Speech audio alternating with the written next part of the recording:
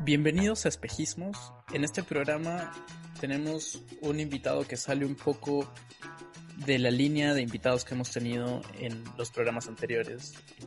Si bien hemos venido entrevistando a realizadores y productores audiovisuales, esta vez tenemos una persona que desempeña la mayor parte de su trabajo en la crítica de cine y en el marco de la docencia también. Tenemos esta vez a Emilio Bustamante, quien, pues, para dar una reseña en general, es crítico de cine y ha sido miembro del consejo de editor de las revistas de cine La Gran Ilusión, Tren de Sombras y La Ventana Indiscreta. Y entre sus publicaciones está La Radio en el Perú, que fue publicada por el Fondo Editorial de la Universidad de Lima. El libro Las Miradas Múltiples, el cine regional peruano, también por el Fondo Editorial de la Universidad de Lima. Y un último libro que ha salido hace poco, que es La Batalla por el Buen Cine, Textos Críticos, que es un libro de textos críticos de Armando Robles Godoy. Y aparte de eso, Emilio es docente en la Universidad de Lima y en la Pontificia Católica de Lima. Y pues eso es interesante para mí, al menos, tener un invitado que esta vez desarrolle un papel, quizás desarrolle un papel igual clave en todo el proceso cinematográfico, pero desde otro lado. Y para empezar este programa quería simplemente hacer una pequeña reflexión. Yo estaba pensando, antes de llamar a Emilio, estaba pensando, si aceptamos que el cine es una representación de nuestras fantasías, si el cine, como diría Slavoj Žižek, no nos dice qué desear, sino cómo desear, entonces lo que vemos en nuestra cartelera nacional es más o menos cómo deseamos o cómo nos enseñan a desear un Perú o una sociedad peruana. Y creo que lo más escalofriante de eso es la poca variedad que ofrecería una cartelera estándar, digamos en Cineplanet, por ejemplo, donde esa representación del Perú pareciera estar hecha en otra parte, con moldes y problemas que no son realmente los nuestros, y pareciera, digámoslo así, hecho de plástico. Quisiera empezar esta entrevista preguntándote, Emilio, dentro de este panorama que acabo de mencionar, ¿qué es la crítica y para qué sirve? Bien, ante todo agradecerte, Javier, por la invitación. Bueno, la crítica es una actividad cognitiva, ¿no? Que consiste en la interpretación de textos, ¿no? Para generar orientación y debate, ¿no? En determinadas áreas. Particularmente la crítica que se realiza en medios masivos busca promover, ¿no? El debate en la esfera pública.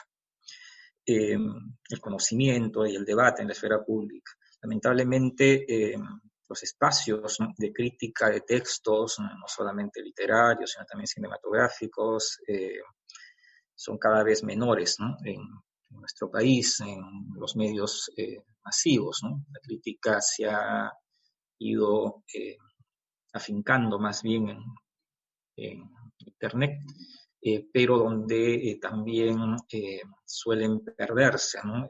Los espacios, digamos, más motivadores, ¿no? En cuanto a ejercicio crítico, ¿no? Eso es curioso, pues tiene sentido que de pronto el ejercicio de la crítica en sí desaparezca del entorno masivo, porque qué tan difícil puede ser hacer que, digamos que centrándonos que estamos en una economía de la atención, donde absolutamente todos los medios se alimentan de la atención que les damos, ¿cuánta atención puede tener el proceso cognitivo de criticar y debatir el mismo contenido que nos está ofreciendo estos espacios, estos medios, ¿no? Es como una contradicción para el propio medio dar esa práctica, pero es como una paradoja bastante absurda, ¿no te parece? Sí, pero que de algún modo se daba, ¿no? De algún modo eso ocurría en tiempos pasados. Eh, Había espacios críticos en los medios masivos en donde se podía inclusive cuestionar, ¿no? eh, digamos, el mismo tipo de comunicación masiva. Pero también había otros espacios, ¿no? Otros espacios alternativos, ¿no? también con pretensiones de alcance masivo que empezaban a surgir, ¿no? Eh, Sin embargo, eso, como repito, ha ido desapareciendo, ¿no? Eh, en el Perú tenemos el caso, pues, de la página crítica de La República, que era un diario de circulación masiva y a nivel nacional, ¿no? Que tenía una doble página de crítica de cine que tenía Federico de Cárdenas, ¿no? Y esa página desapareció con la muerte del crítico y nadie lo reemplazó, ¿no? Y la página desapareció simplemente, ¿no? Eh, entonces, sí, es verdad que puede haber una paradoja en cuanto que la crítica misma pueda cuestionar, ¿no? El medio, ¿no? O la existencia misma de cierto tipo de medios de comunicación, pero ya ni eso existe, ¿no? Eso existió, ¿no? Hubo algunos casos, ¿eh? De críticos, digamos, progresistas en medios más bien conservadores, ¿no? Pero eso ya tampoco existe, ¿no? Eso me lleva a otra pregunta que es, o sea, acabamos de conversar un poco de la importancia de la crítica como instrumento de debate y como instrumento que encamina al diálogo para cuestionarse los textos que estamos leyendo o consumiendo dentro de nuestra realidad social. Y en ese aspecto, aparte de hablar de una importancia de la crítica, ¿qué tanta importancia tiene también la historia de la crítica? Tiene importancia, me parece, de conocer, ¿no? De conocer lo que ha ocurrido, igual con perspectivas para ver qué se puede hacer, qué en cambio se pueden operar, ¿no? En las circunstancias actuales, ¿no? En el Perú, en cuanto a crítica de cine, han habido pues algunas etapas, ¿no? Eh, una etapa primera en la cual lo que había era más que todo los medios masivos, notas informativas, ¿no? Sobre el espectáculo del cine, ¿no? Sobre la novedad del cine, ¿no? Digamos, las notas que pueden aparecer en periódicos de los años 20, con excepciones importantes, ¿no? Como la de María Vice, ¿no? Que escribe en Amauta, en la revista Amauta, que dirige José Carlos Mariátegui, que tiene un espacio de crítica de cine, donde aborda el cine como un arte, y donde pues realiza una crítica en la que trata de valorar, ¿no? Al cine como un arte independiente, ¿no? Y además con una orientación pedagógica, curiosamente, no utilizar el cine como un instrumento para enseñar eh, otras artes, ¿no? Sino como emplear al cine, ¿no? Para motivar el gusto por el arte, ¿no? O sea, a partir del gusto por el cine como un arte específico. Eso me parece bien valioso en María Vice. Justamente ha aparecido un libro de Mónica Delgado sobre la crítica de María Vice en Amauta. Y ella representa lo más interesante de esta primera etapa de la crítica cinematográfica en el Perú, y con algunos criterios que todavía es necesario defender, ¿no? O sea, el cine como arte, ¿no? Y no como espectáculo de entretenimiento, ¿no? Que aunque parezca mentira, pasado un siglo todavía es necesario, como te repito, defender, porque muchas de las políticas cinematográficas que se hacen son respondidas, ¿no?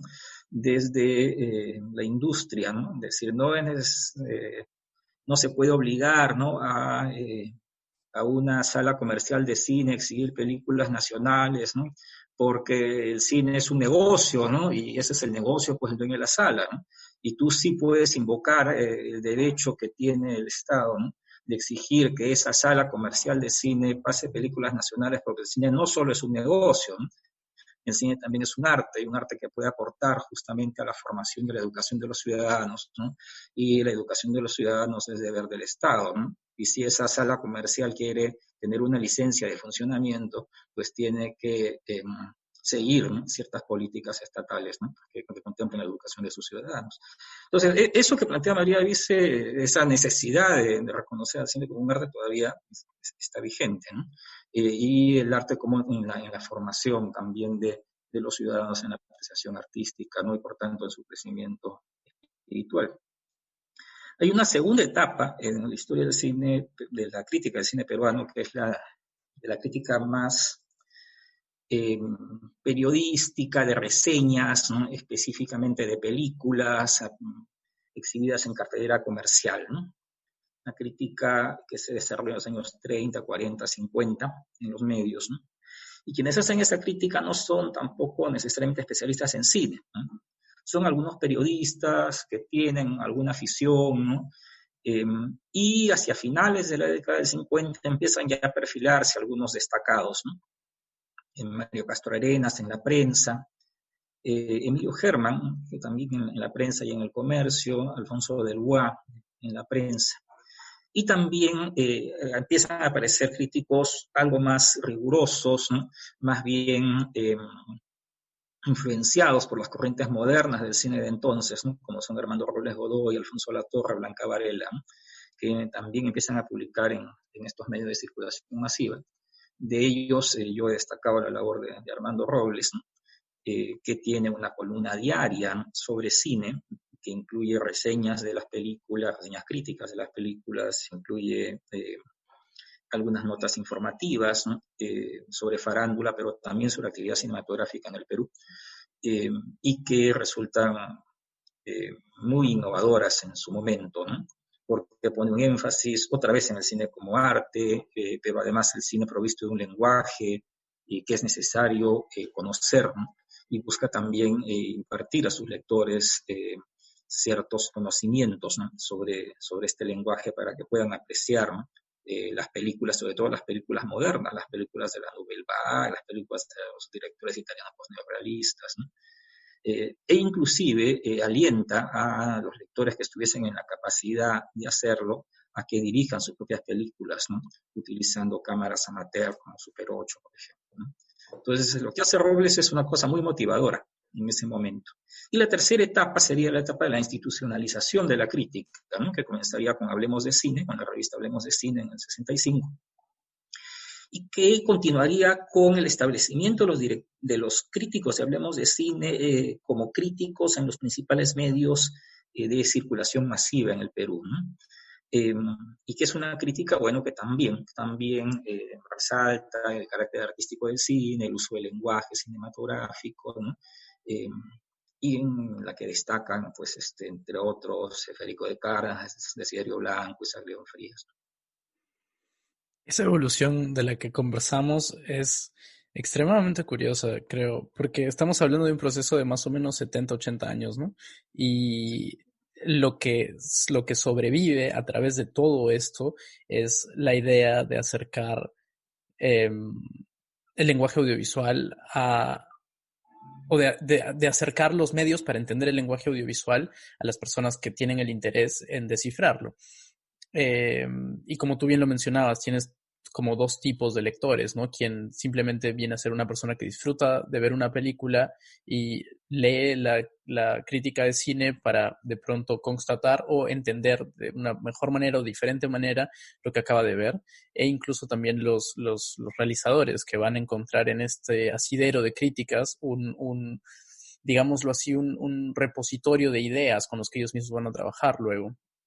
Lo que a mí me parece interesante es que el crítico aquí se ve como un medium, no como un traductor, ¿cómo lo podría decir? Digamos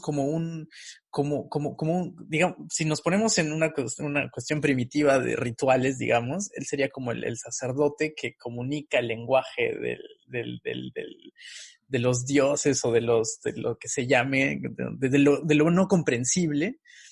Y hace una especie de códice para que los demás puedan entenderlo. Y supongo que eso es más o menos un poco lo que sucede con la crítica. Y claro, con el tiempo también los propios realizadores van a tener sus propios pensamientos respecto a la crítica.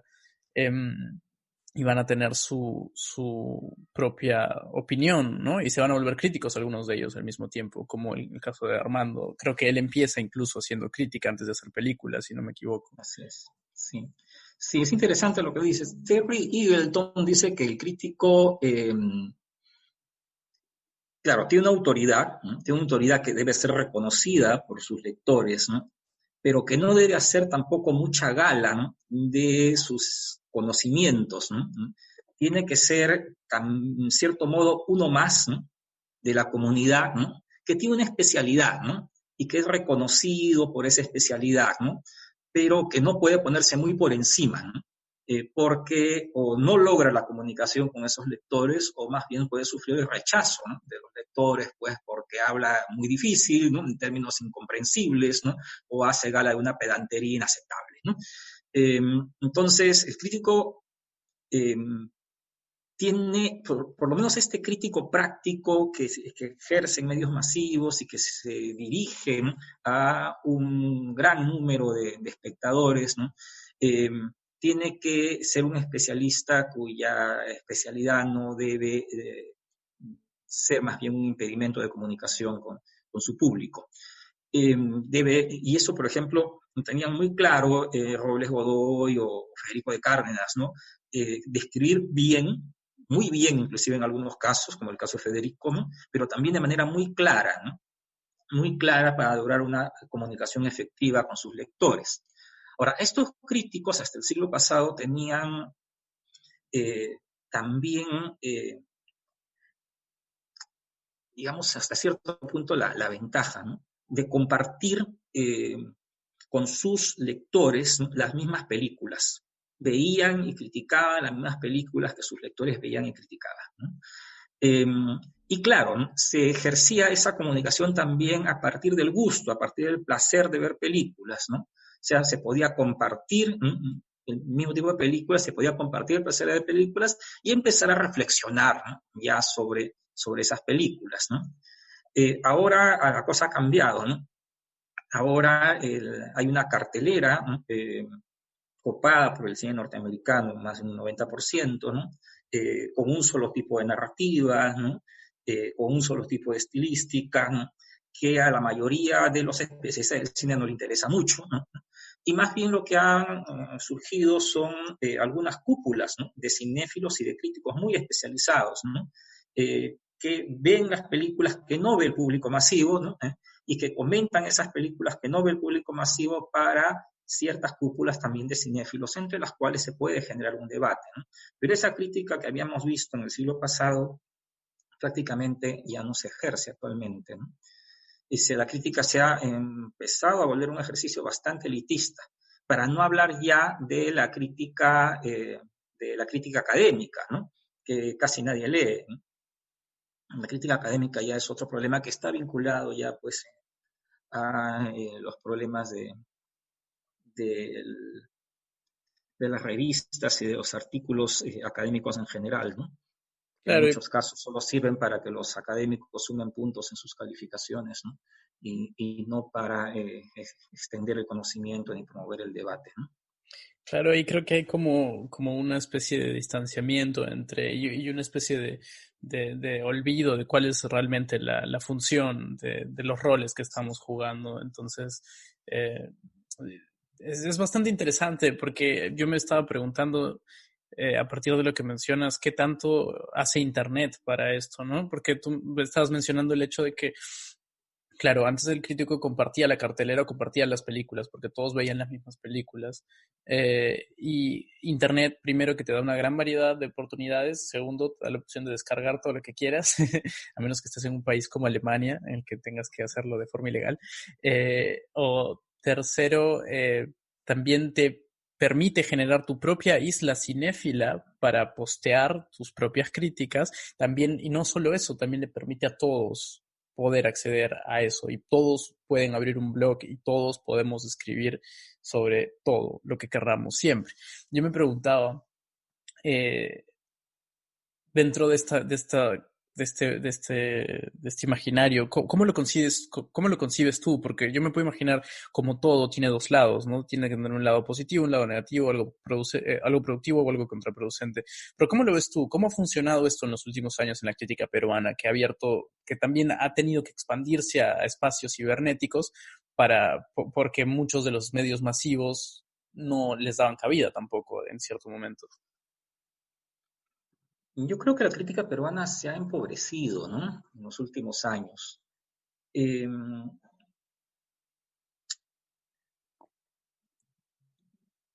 por ejemplo, han desaparecido revistas, ¿no? Han desaparecido revistas importantes como Godard, que fue una revista importante, una revista polémica, ¿no?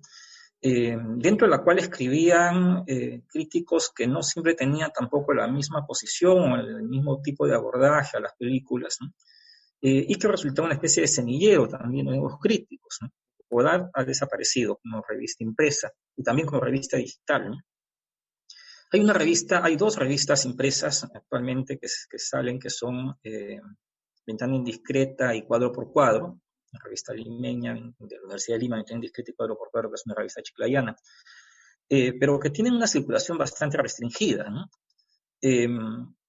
Ahora, Ventana Indiscreta tiene una edición digital, ¿no? Que es posible que tenga un mayor alcance, pero se ha limitado, ¿no? Se ha limitado digamos, el número de publicaciones, ¿no? Antes habían más publicaciones, ¿no?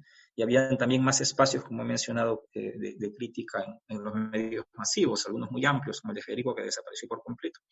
Actualmente el único crítico que tiene un espacio más o menos considerable en un medio masivo es Sebastián Pimentel, en El Comercio, ¿no? Pero que está limitado a hacer crítica también de cartelera, ¿no? O de producciones que aparezcan en plataformas digitales como Netflix, por ejemplo, ¿no? Pero, digamos, las de mayor consumo, ¿no? Las que el público, pues, consume en mayor medida. Entonces, hay ciertas limitaciones. Y por otro lado, están algunos espacios, como decís Film, que es la revista de Mónica Delgado, ¿no? Que está orientada a un público cinéfilo algo más especializado, ¿no? O bastante más especializado, ¿no? Hay críticas de películas experimentales, de películas presentadas en festivales, ¿no? Que obviamente es un público muy cinéfilo, ¿no? Y muy especializado además en cierto tipo de cine, ¿no? Claro, existen muchos blogs, ¿no? Existen muchos blogs, ¿no? Bueno, existe el blog también de Ricardo Bedoya, ¿no? Pero o son blogs para cinéfilos, o sea, que tienen ya una afición formada, o son blogs muy ligeros, ¿no? Con opiniones muy elementales, ¿no? Y no existe, me parece, un medio de comunicación con un público masivo a la manera del siglo pasado, ¿no? Donde se establezca esa comunicación a partir del gusto por el cine, las películas disfrutadas en común, ¿no? Y se promueva, ¿no? Una mayor profundización, ¿no? En el conocimiento y en el debate. Ahora, lo que pasa es que la crítica tampoco se puede desligar un poco de lo que pasa con el cine en general, ¿no es cierto? Y en el cine ha ocurrido eso también en las últimas décadas, ¿no? Ha surgido una especie de abismo, ¿no? Entre el cine comercial, ¿no? Particularmente el cine comercial de Hollywood, que ocupa el 90% de la cartelera para un público masivo, y un cine de autor o un cine más novedoso o más ambicioso, formal, estilística, narrativamente. Hay un abismo que antes no había, ¿no? Y este abismo se ha ido agrandando, ¿no? Entre este cine más de autor o digamos más artístico, ¿no? Y este otro cine más industrial, más comercial. Y también los públicos se han ido alejando, ¿no? Antes había casi un solo público, ahora evidentemente es el público ampliamente masivo que consume este cine comercial, industrial, los multiplex, ¿no? Y este público más elitista, especializado, ¿no? Que consume este otro cine de festivales, de autor, ¿no? Entonces se va agrandando. Y la crítica para este público masivo casi no existe, son solamente datos informativos, es prensa cinematográfica, casi no es crítica. Y para este grupo sí, ¿no? Hay ciertas revistas muy especializadas, ¿no? Muchas de ellas en Internet, ¿no? Para estos públicos, ¿no? Entonces ha habido una gran diferenciación, ¿no? La utopía, ¿no? del cine como arte de masas, ¿no? Prácticamente ha ido desapareciendo en este siglo, ¿no? Ahora, ¿cuáles son las soluciones a esto? Tienen que partir desde mi punto de vista del Estado, ¿no? De la formación de públicos, ¿no? De la formación del gusto en diferentes variedades de cine, ¿no? Y una formación que se tendría que hacer desde la escuela básica, desde la escuela inicial, ¿no? Para que el público de todos los estratos sociales o de todas las regiones puedan educar, ¿no? su gusto en la variedad, ¿no? En la variedad cinematográfica. Y la crítica tendría que cumplir un papel también en ese sentido, ¿no?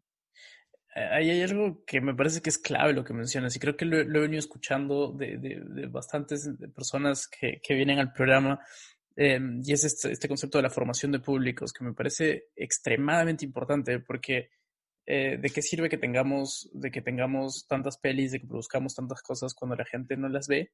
¿O de qué sirve de que se haga tanto, que se desarrollen nuevos lenguajes y tal, si es que no los entendemos tampoco del todo? Entonces, una de las cosas que estaba pensando es esto de qué tan importante es la presencia de estudiar el lenguaje audiovisual en el colegio, ¿no?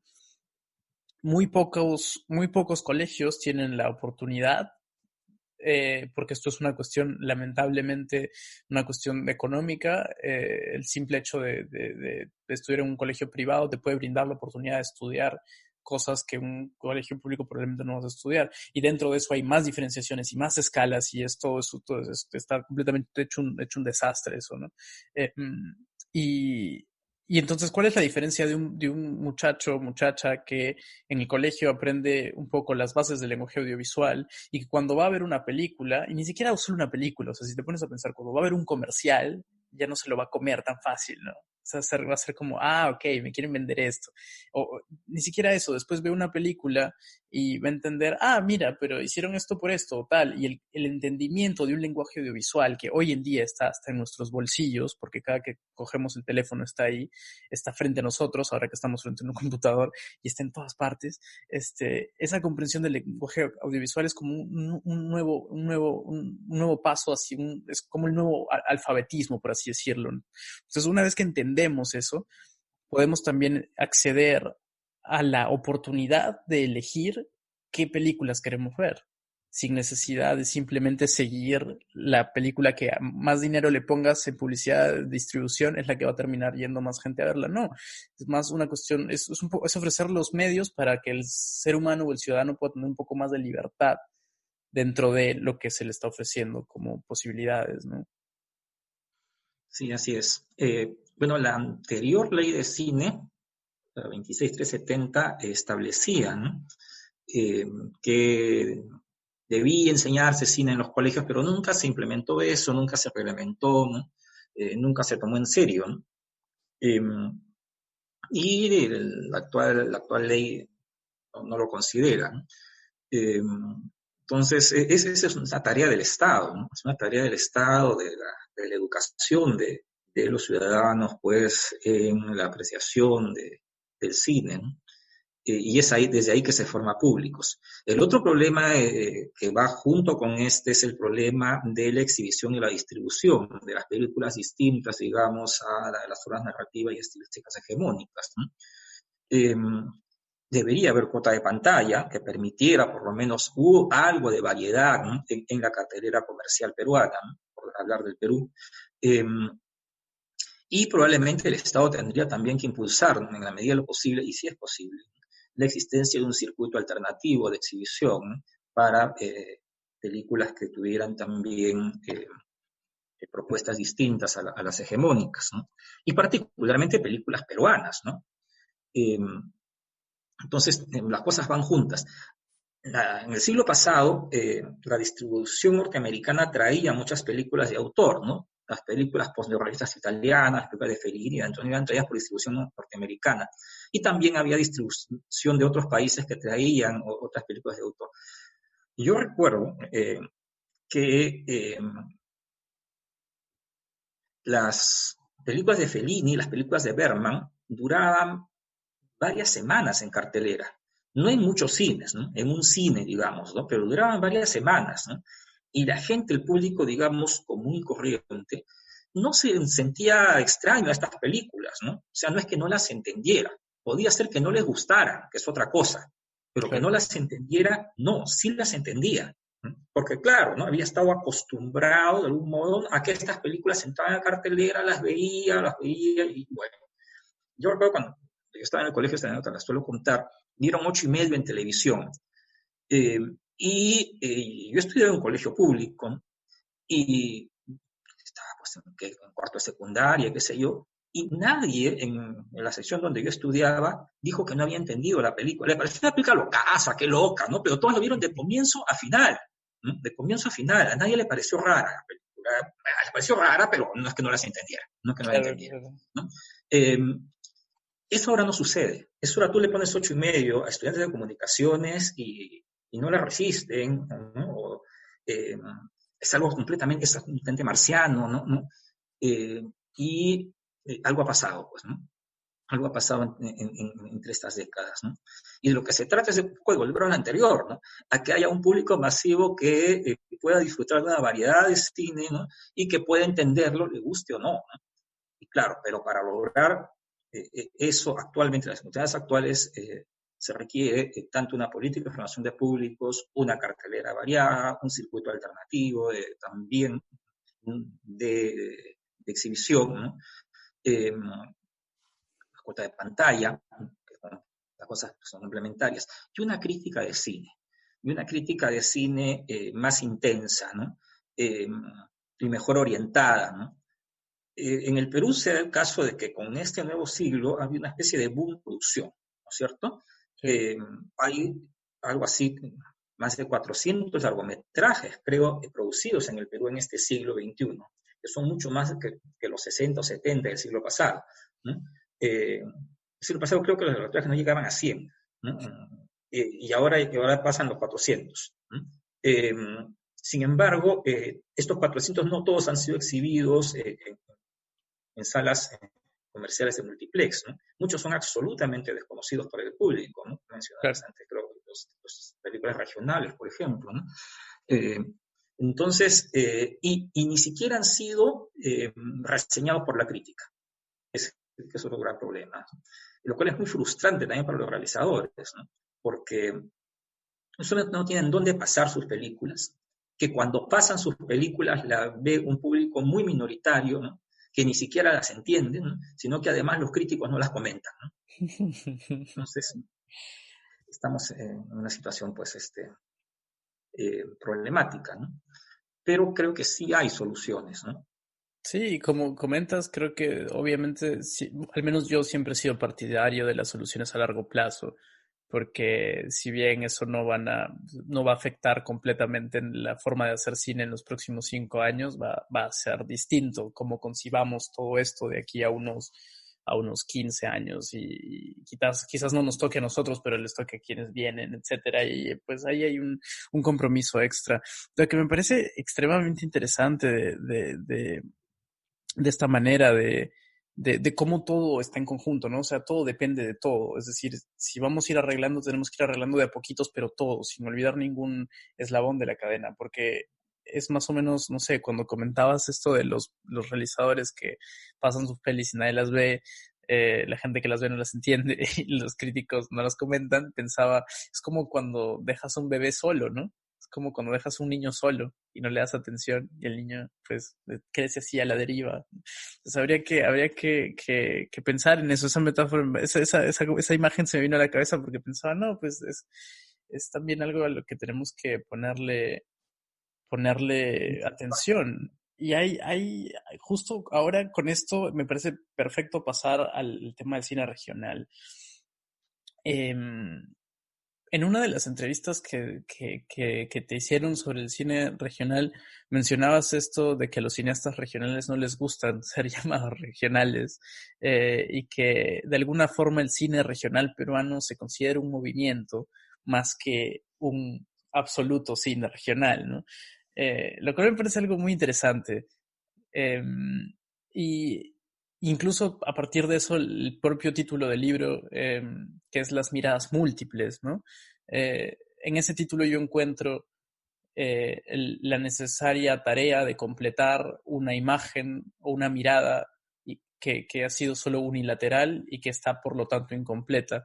Entonces me hace pensar en que es necesario completar la mirada de un Perú incompleto o de un cine peruano incompleto. Y cuando hice la introducción del programa, hablaba justo de eso, ¿no? De cómo nos representamos en una pantalla, qué vemos, qué somos, y en medio de eso el libro de las miradas múltiples nos ayuda a completar, por supuesto, esta forma de entender qué somos y de dónde venimos y qué tantas, cómo nos representamos y cómo podemos aceptar nuestra diversidad dentro de un mismo territorio.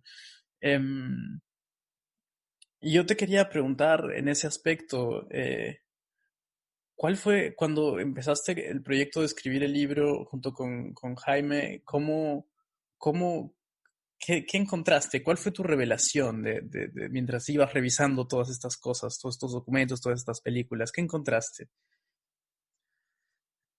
Bueno, muchas cosas, ¿eh? Eh,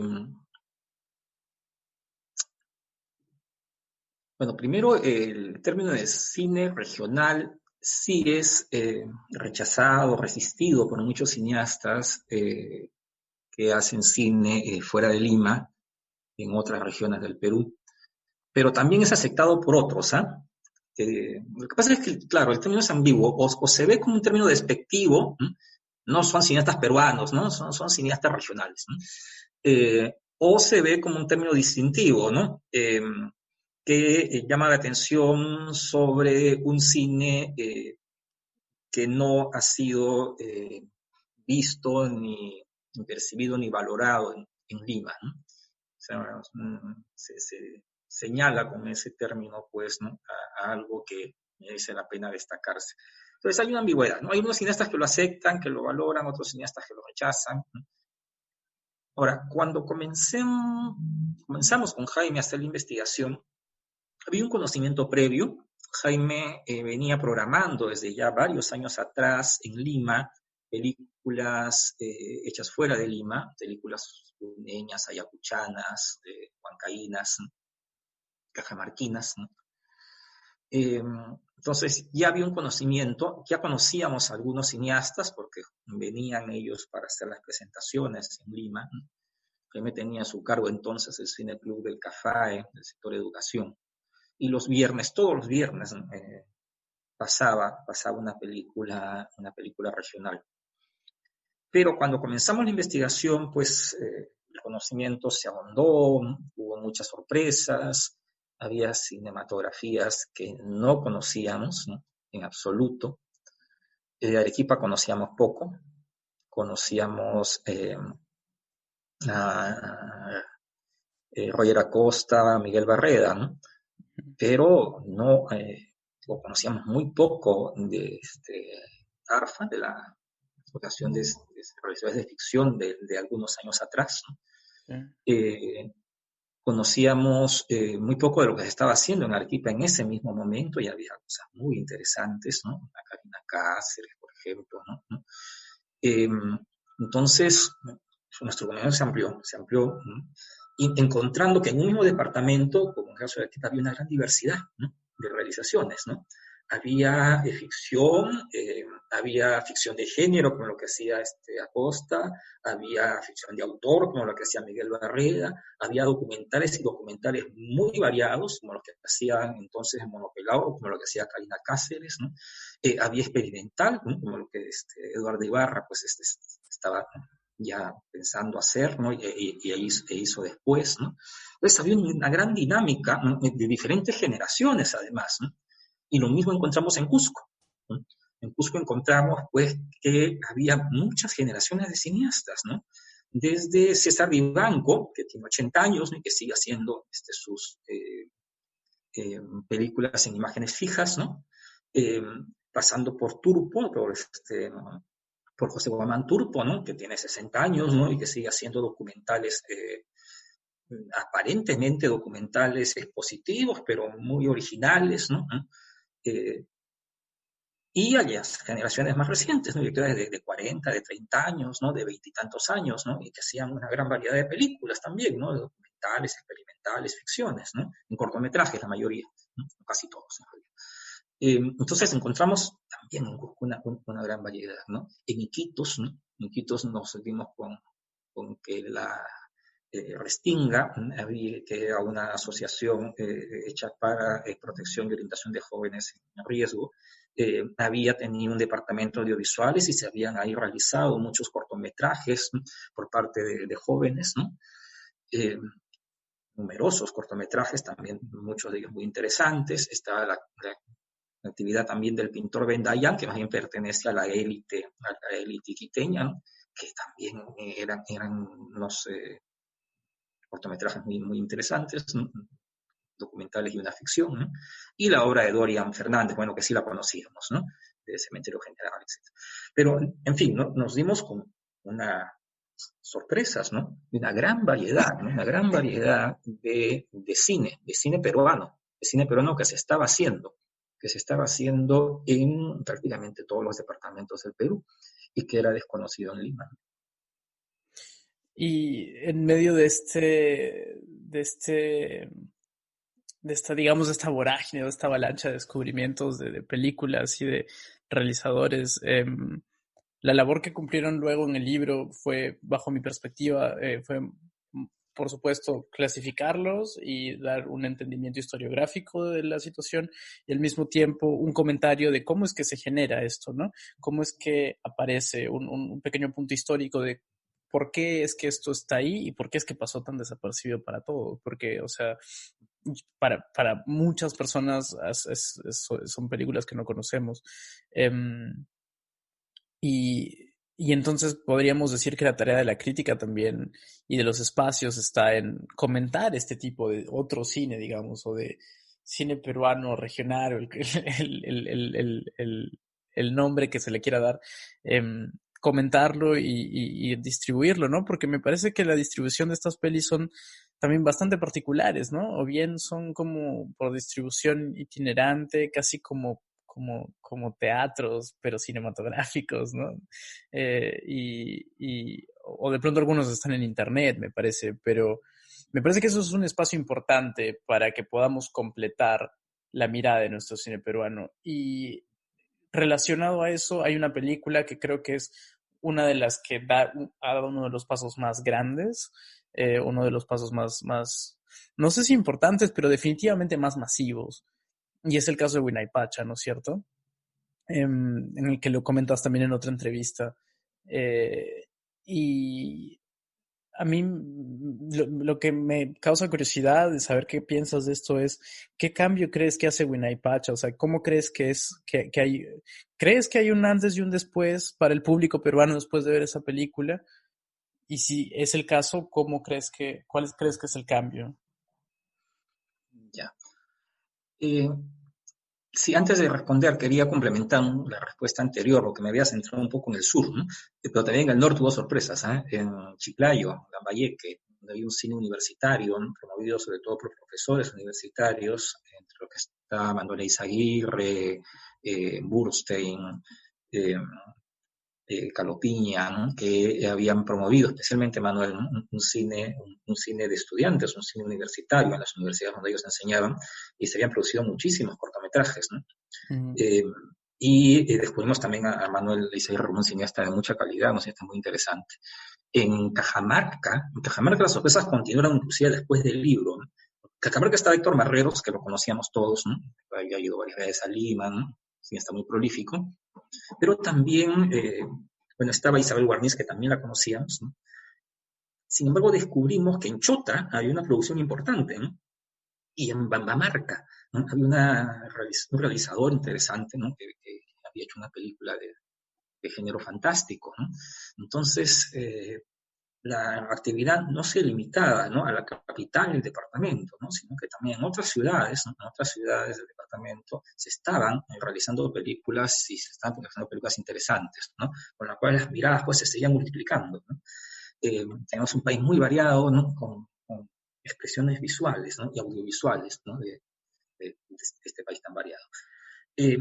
Y perdóname, antes de que vayamos a la otra pregunta, es que lo que acabas de decir es genial, porque es necesario que completemos nuestra mirada sobre nosotros, es necesario que entendamos que en base a esa multiplicidad de representaciones visuales, de representaciones cinematográficas, que todos nos podamos, no, si bien no identificar necesariamente, simplemente saber que existimos y que todos formamos parte del mismo barco de alguna manera, ¿no? Y creo que es incluso bastante inspirador el hecho por eso el título me parece tan genial, porque las miradas se van multiplicando.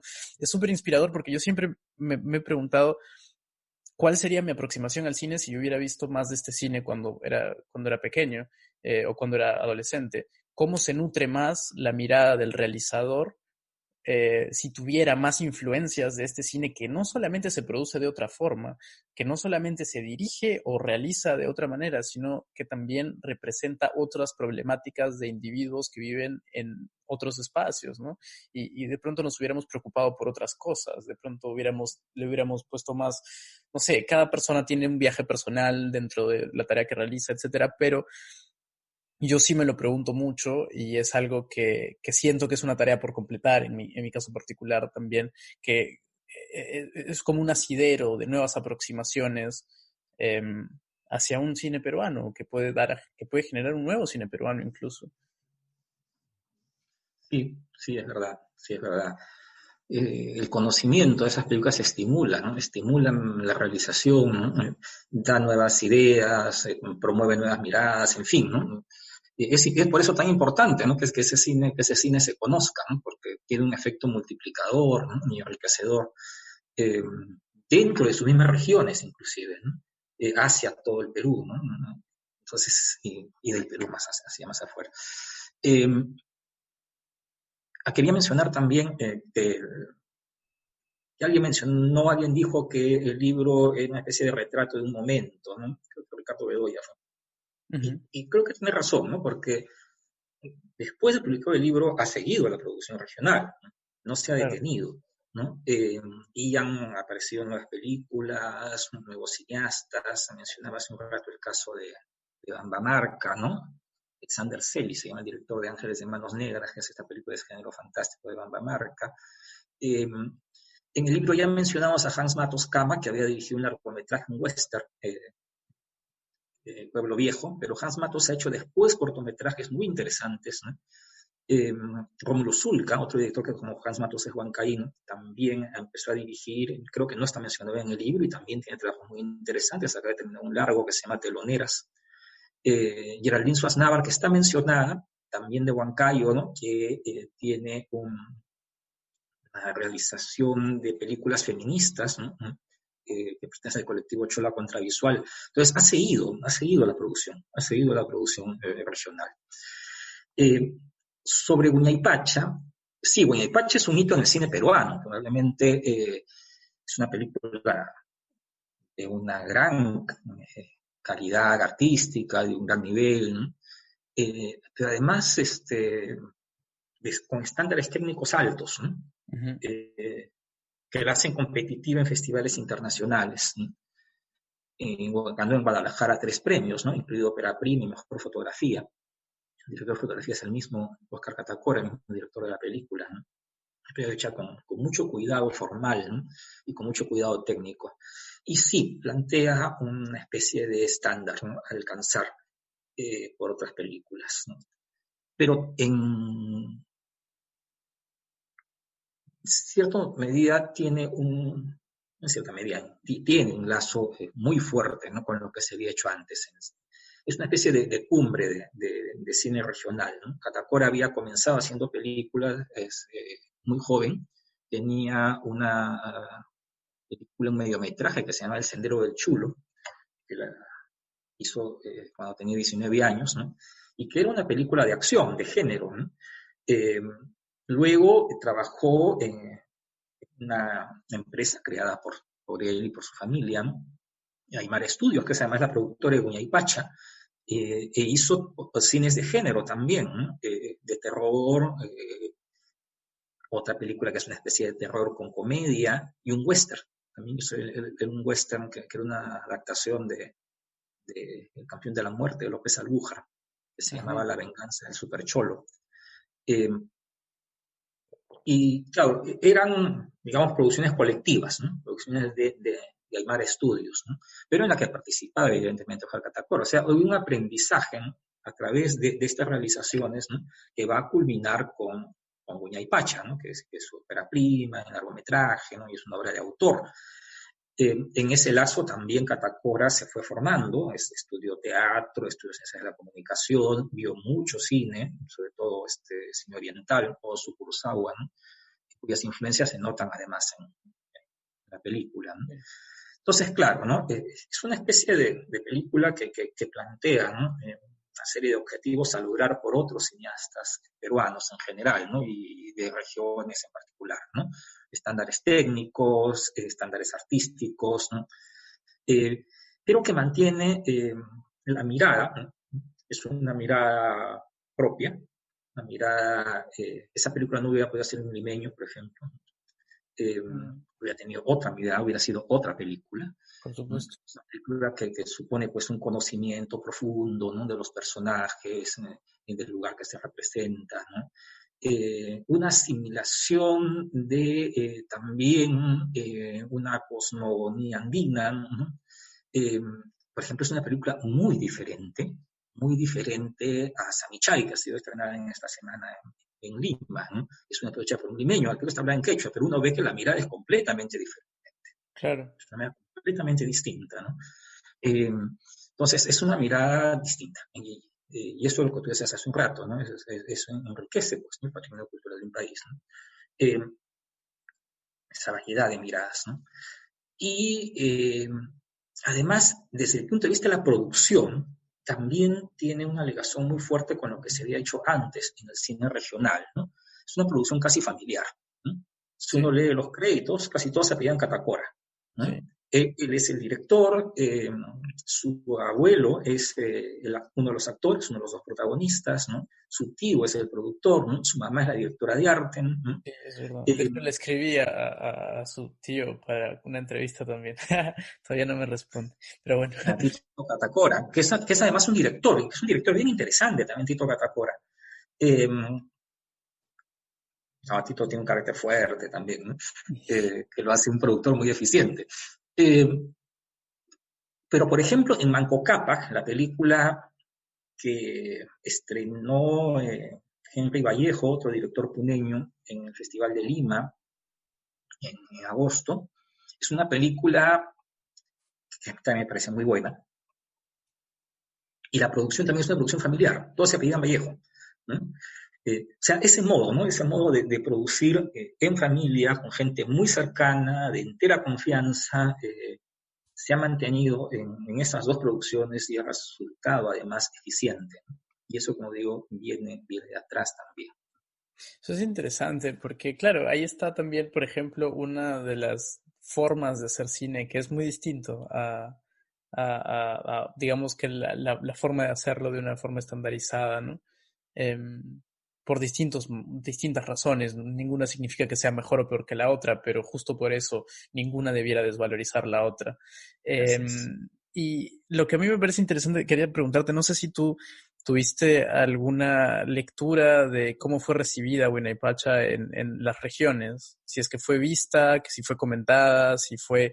No, porque yo siento que es un hito, al menos desde mi parte, que ha sido un hito para el cine también desde la mirada desde regiones, digamos, o desde la capital, digamos, desde Lima, de los que estamos atentos a lo que se hace cine, también es una sorpresa para nosotros que esa película se haya hecho, que esa película esté en todas partes. Yo estaba acá y de pronto la estrené en un festival de cine latinoamericano aquí, y era la única película peruana que estaba ahí, junto con un montón de películas colombianas y chilenas, y dije, bueno, voy a verla.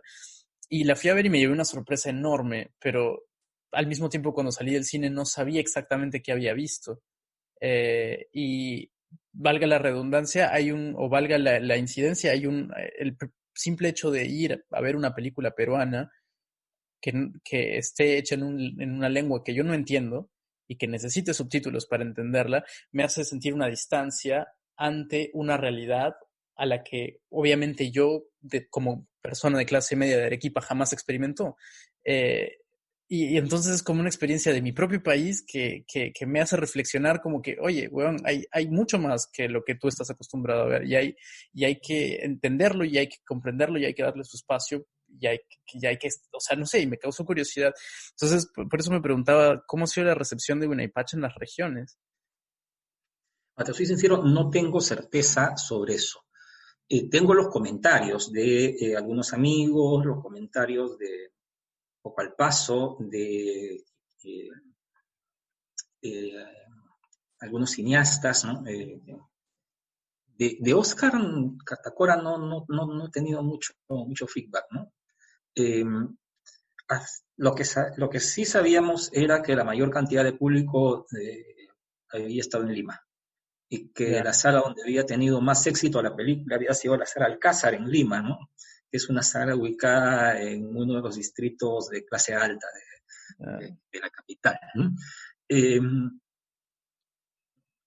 Ahora, obviamente, no, los que van a ver la película en esa sala no necesariamente son de ese distrito ni son de clase alta, ¿no? Es por posible supuesto. que mucha gente fuera a ver la película sin Alcázar porque fue la sala donde se quedó más tiempo la película, ¿no? Eh, pero también en otras regiones, aparte de Lima, la Lima metropolitana, eh, el número de espectadores también hay que considerarlo en relación con las semanas en cartelera, ¿no? O las fechas en que pudiese haber estado la película, ¿no? Y la promoción, ¿no? que la película haya tenido, ¿no? Que siempre limita, ¿no? Que es una de las cosas de las que siempre se quejan los cineastas peruanos, ¿no? Eh, las películas peruanas, por lo general, al revés de lo que ocurre con las películas extranjeras, ¿no? Eh, ven que el número de espectadores va creciendo conforme la película se mantiene en cartelera. Es lo que ocurre al revés, ¿no? De lo que sucede con las películas normalmente, ¿no? Que empiezan con un pico alto y van bajando, porque van subiendo. Pero van subiendo y ahí las cortan, porque ahí se acabó su caso de exhibición, ¿no? Entonces, como que se necesitaría un poco más de tiempo, de más publicidad para el calentamiento de la sala, ¿no? Un poco de En el caso de paciencia. las películas peruanas. Sí, sí. Eh, pero en general los comentarios, que te digo, no están muy bien procesados, han sido positivos, ¿no? Eh, ya desde antes de que se exhibiera Huayna, los directores puneños se habían planteado elevar sus estándares técnicos, ¿no? Para poder buscar entrar en los multicines.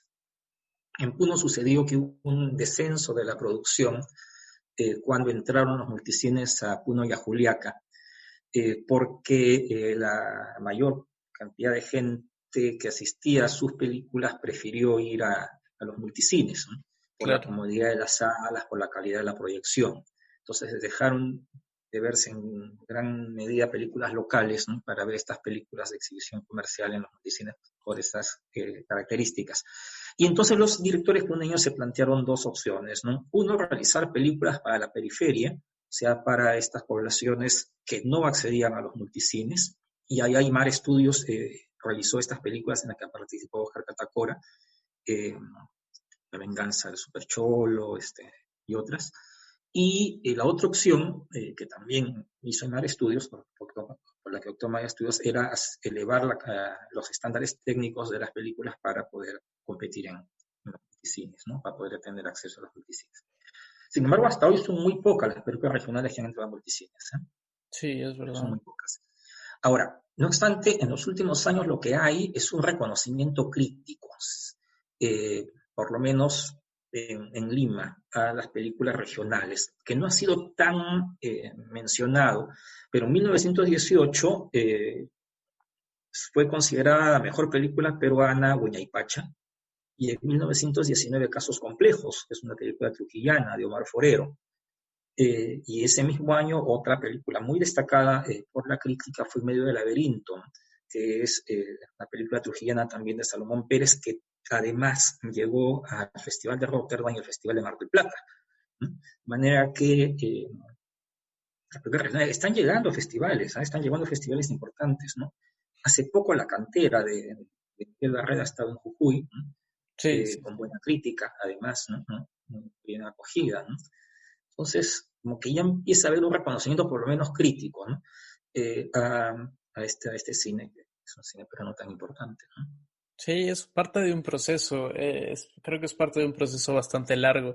Me parece curioso, bueno, lo que hemos conversado en Pacha me hace creer que es una película salida de la necesidad de alguna forma y eso le da un mérito un poco más no trascendente estéticamente o desde lo que diríamos, no sé, estilístico, pero es como, no sé, esta expresión de ponerle huevos o ponerle garra, ponerle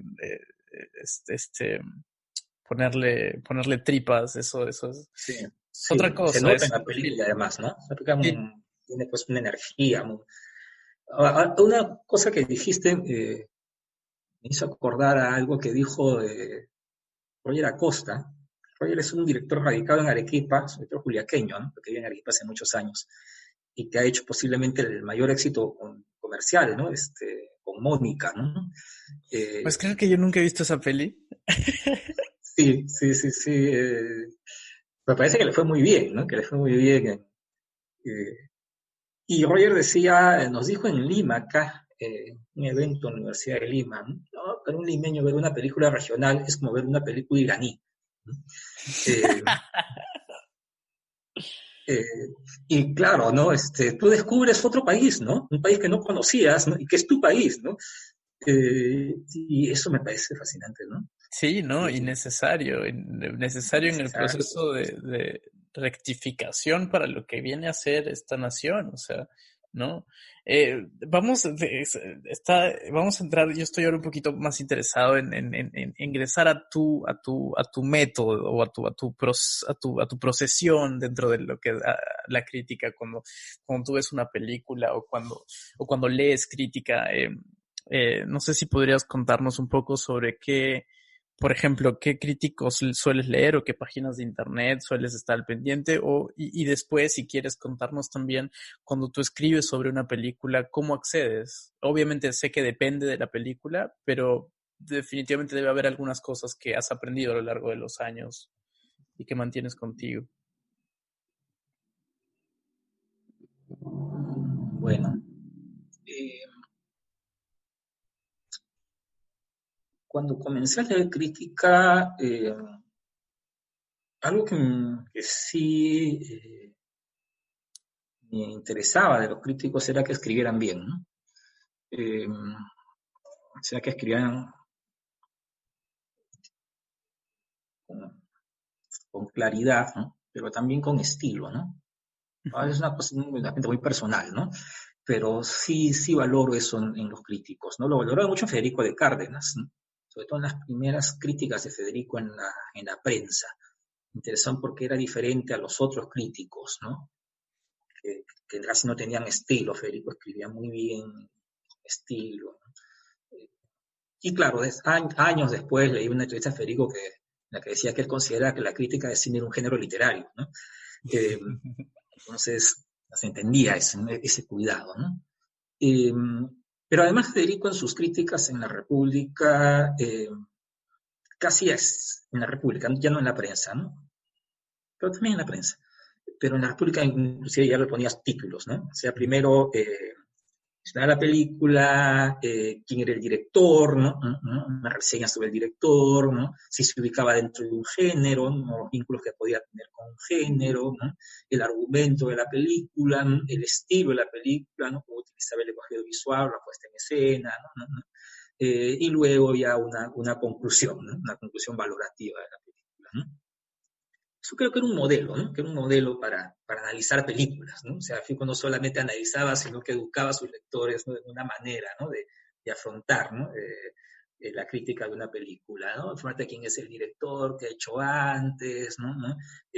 Si se ubica dentro de un género, el argumento y el estilo lo vinculabas ya, pues, no sé si esta película tenía un manejo del lenguaje visual o puesta en escena en común con otras películas del mismo director, ¿no? Y concluía, pues, ¿no? Valorativamente, ¿no? Eh, Eso creo que me guió inicialmente antes de comenzar a estudiar comunicaciones, porque estudié comunicaciones, ¿no? O a poder leer o apreciar una película. En parte se ha mantenido eso, ¿no? Porque bueno, decía que es que se me había orientado, ¿no? Y que en parte se ha mantenido esa manera de ver una película, ¿no? Ujú. Pero claro, ¿no? Después ya uno va conociendo también otras herramientas, ¿no? Analíticas, ¿no? Otros instrumentos, ¿no? Eh, otras teorías, ¿no? Y pues, ¿no? Afrontar también el análisis de una película desde alguna teoría específica, eligiendo de repente un aspecto nomás de la película que te ha interesado para estudiarla, ya sea pues desde el psicoanálisis o desde el feminismo o desde qué sé yo, las teorías postcoloniales, ¿no? Entonces ya entran otro tipo de abordajes, ¿no? Que pueden interesar a algún público ya más específico. Y sí sigo algunos críticos, no mucho últimamente, pero sí he seguido algunos críticos, a Rosenbaum, a Hoberman, ¿no? Durante algunas épocas, ¿no? Entonces, eso me parece siempre curioso porque tendemos, o sea, cuando hablabas de, de que la crítica es un género literario, me hiciste pensar un poco es algo que a veces se conversa en las escuelas de letras y literatura un poco, ¿no? Porque al final muchos de los que estudiamos ahí vamos a terminar siendo críticos literarios o académicos o teóricos literarios, más que escritores probablemente, y entonces la necesidad de que la crítica también sea un género. Me hace acordar también a Caicedo, por ejemplo, cuando empieza a hacer su ojo al cine y trae todo eso. De hecho, es bastante interesante lo que dices, porque yo he llegado primero a esas críticas de cine que a las críticas peruanas de cine. Supongo que por una cuestión de, no sé, de qué tan, bueno, por la figura de Caicedo probablemente, ¿no? Que es una figura muy emblemática. Em, y creo que dentro de eso es interesante porque ahora y sobre todo hoy en día hay muchas formas de hacer crítica y hay muchas maneras y hay muchas posibilidades y hay muchos medios. Y es lo que me pregunto, ¿tú has visto que si es que hay crítica, por ejemplo, crítica regional de cine dentro de Perú? No hay. Hay ocasionalmente, ¿no? Si en cuadro por cuadro se han hecho algunas críticas a películas regionales, ¿no? Pero en general no hay crítica a cine peruano. O sea, de estas 400 películas que se han hecho en este siglo, muy pocas han sido objeto de crítica, ¿no? Eso es algo que se nota que está faltando. No hay en realidad crítica al cine peruano, ¿no? Constante, regular, ¿no? Han habido intentos, ¿no? Han habido intentos, iniciativas, ¿no? Se han extinguido prácticamente de inmediato. Eso es algo que está faltando y que resulta muy frustrante para los realizadores y en general para todos, ¿no? Eh, en el libro intentamos algo, intentamos compensar un poco la falta de crítica hacia las películas peruanas, ¿no? Haciendo esas reseñas, ¿no? En el primer tomo se ha terminado el estudio, se incluían reseñas de 100 películas regionales, ¿no? Sí. Entonces, claro, las fichas técnicas y una reseña crítica, ¿no? Breve de cada una de ellas. Ahí intentamos compensar esta falta de crítica que había respecto del cine regional, pero sigue faltando espacios, ¿no? De exhibición y también de crítica, ¿no? A las películas, ¿no? Sí, yo creo que eso también es algo que va de la mano, ¿no? El espacio de Todo va exhibición y la junto, crítica tienen que es un todo va paquete junto. completo. Así es. Sí. Este, oye, Emilio, muchísimas gracias. Estamos ya acercándonos al final. Ha sido gratificante, en verdad, conversar contigo. Ok, Hay gracias a ti. muchas cosas, sobre todo la historia una de las cosas que al menos para mí ha sido un descubrimiento, ha sido esta historia de la crítica en el Perú, que pasa por tres etapas fundamentales y me parece increíble que lo que sigue vigente estuvo desde el comienzo y es esta necesidad de conectar al público con el cine y que el cine la importancia del cine como un artefacto artístico es lo más importante, porque como entretenimiento, al menos hoy en el 2020 sabemos todos que puede ser un entretenimiento y un gran entretenimiento cuando se quiere, pero hay ahí algo que trasciende este umbral que nos hace humanos, que también el cine tiene un espacio ahí y eso es importante. Quería, para cerrar el programa, más allá de si tú tienes alguna conclusión o algún otro comentario que darnos, quería también ver si nos querías dejar con, no sé, alguna recomendación de alguna de las pelis que hayas visto ahora último, algún libro que hayas leído ahora último, algún disco que hayas oído, una pintura, no sé, lo que sea que quisieras compartir con nosotros. Eh, bueno, han salido dos libros de cine acá en el Perú, el de Mónica Delgado sobre María Vice y el de Ricardo Bedoya sobre cine latinoamericano de este siglo. Creo que son dos libros muy recomendables. Y en películas, Manco Cápac, la película de Henry Vallejo, ¿no? Me parece que es la película peruana que más me ha interesado en estos últimos meses, son de las que he visto. En cuanto puedan, lean esos libros y vean esa película. Genial, eso, sí, yo sí la quería chequear, pero no pude porque la estrenaron en el festival, ¿no? En el En el Festival de festival. Cine. Bueno, habrá que ver cómo la conseguimos. Emilio, Va muchísimas a llegar gracias otra vez. Sí, no, muchas de gracias, alguna Javier. forma. ¿Sabes cuál es el problema? Que a veces yo intento entrar a ver pelis a retina latina, por ejemplo, y no las puedo ver de acá porque solo es para Latinoamérica. Y me pongo el VPN y ya no funciona, porque ya entendieron que muchos de nosotros estamos fuera y pues ya. Es una paradoja curiosa, pero así es. Bueno, Emilio, muchísimas gracias por estar con nosotros. En Javier, verdad, muchísimas gracias. es muy necesario que tengamos en cuenta el papel de la crítica en el cine, que de qué sirve que hagamos películas si es que no hay gente que la vea y segundo, si es que no se crea una comunidad en torno al debate y el cuestionamiento de las propias películas. Porque si no, diciéndolo en lenguaje adolescente, estaríamos haciéndonos un pajazo, más que realmente hablar, hacer un ritual comunal como lo es el cine, ¿no? Así Em, es. pues muchas gracias de nuevo, Emilio, y esto ha sido Espejismos. Gracias a todos por estar con nosotros.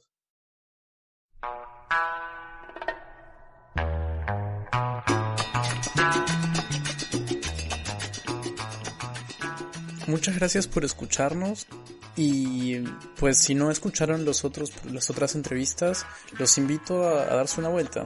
Y si tienen sugerencias, si tienen inquietudes, si tienen dudas, si tienen información, si tienen películas o cualquier cosa que quieran compartir con nosotros, por favor, escríbanos al Facebook o por Instagram o también por email si quieren, por donde se pueda. Mándenos cartas si quieren. Creo que esto es importante mencionar, al menos de mi parte, que ahora que ya estamos establecidos de alguna forma, en que ya hemos sacado algunos podcasts con determinada constancia, me gustaría aperturar esto un poco más al público. Entonces con el tiempo vamos a tener dentro de las próximas semanas un poco más de contenido interactivo, sobre todo en Facebook y en Instagram. Y pues nada, espero escuchar de ustedes y tener sus comentarios y su feedback. Un abrazo y espero que estén bien. Yo soy Javier Lazo y esto fue Espejismos.